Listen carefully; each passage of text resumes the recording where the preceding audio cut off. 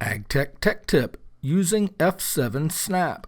Right, and sometimes we get these crossing lines, whether it's a takeoff or a model, right? And we all know, hopefully, um, if I select that point, and if I use F7 on my keyboard, right, that just moves a point anywhere, right? So it would go around the backwards clock there. But if I use F7 now with snap on, right, so I hit the S key, right, keyboard shortcut, I've got the little circle around my mouse, and then I hit F7, it's going to snap those right to the endpoints, right? So just being able to use that snap, right, we can go through here and kind of close all those up. So snap now with F7 is going to snap to the line that you point to, right? So again, a little bit of changes here and there. Most of these ones, right, you'd never know unless, of course, you watch all those videos every time there's a new release, which I say you should, but most people don't because they're usually in a hurry. So make sure you check those out, right? Anytime you download a new version, there's also a new release,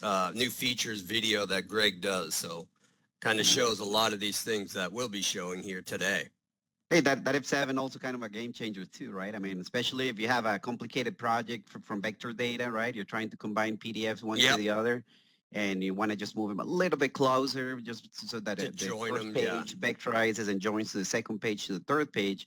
That F7, you just go click, click, click, click, click, and or join maybe sidewalks or whatever you have, curb and gutter and curb and maybe ramps, just so you can go in and elevate your model.